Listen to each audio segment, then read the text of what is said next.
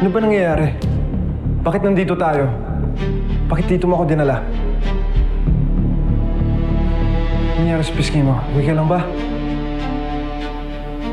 Aaron, mas mabuti pang ito na ang huling pagkikita natin. Mas delikado ang sitwasyon ngayon.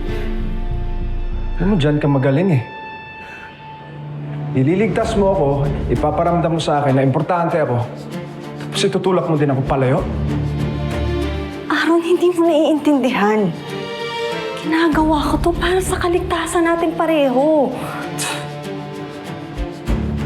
Ikaw hindi ko maintindihan. Dadalhin mo ako sa lugar na to, tapos papaalisin. Ano ba? Kanino ka ba nagtatrabaho ngayon? Hindi mo na kailangang malaman pa. Ang importante ngayon, bumalik ka na kay Mateo. Protektahan mo siya, ah. At huwag mong hayaang malaman niya yung kasalanan mo sa kanya. Sige na. Umalis ka na. Sige na.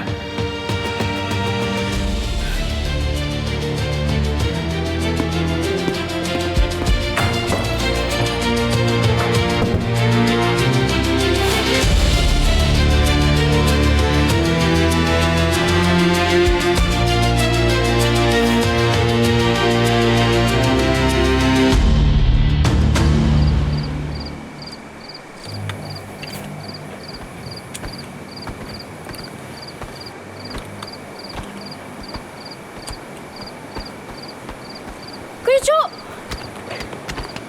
Mateo, Sid. Mateo. Nika. Ako nang balita sa asawa mo. Wala eh. Kinarnap daw yung van. Kaya hindi daw alam ng may-ari kung nasan yung asawa ko. Pasensya na, Mateo. Tutuloy ko pa rin yung pinag-usapan natin. Papahuli ako sa'yo. Kuya Cho. Dito ka na lang, please. Nangako ka sa akin, di ba?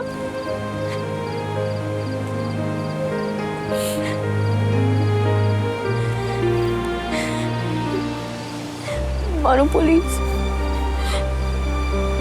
Huwag niyo po ulit si Kuya Cho. Parang awa niyo na. Pepe.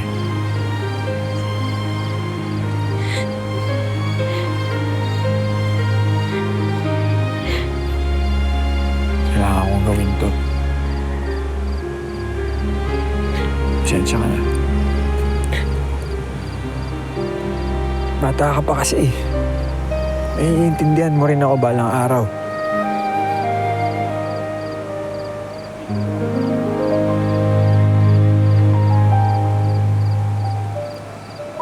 O nga pala, si Sister Beckham. Ayun na nga napasugod doon kila Naomi kasi may nangyari daw doon sa mama niya. Anong nangyari kay Lola? Hindi ko rin alam pero emergency daw kaya nagmamadaling umalis si sister kanina. Ayun nga, sobrang torn kung aalis ba siya o hihintayin ka kasi naghihintay din yun sa'yo eh. Okay lang. Naiintindihan ko naman. Hindi naman niya akong dalawin sa kulungan eh.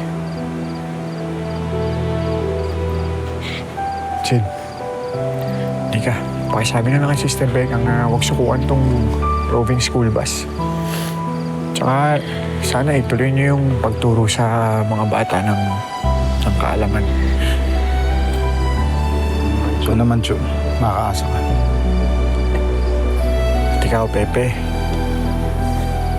nag-aaral ka ng mabuti, ha?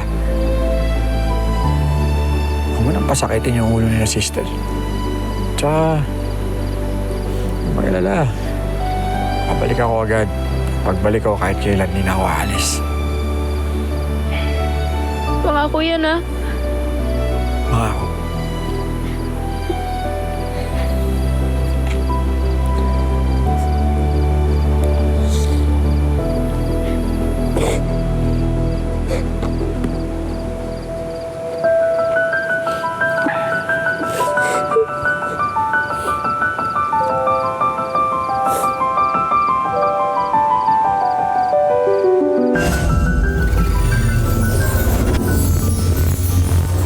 Hello mga kapatid, ito po si Ay de las Alas ng My Best Friend Eman. Hindi pa tapos ang kwentuhan natin, best friend.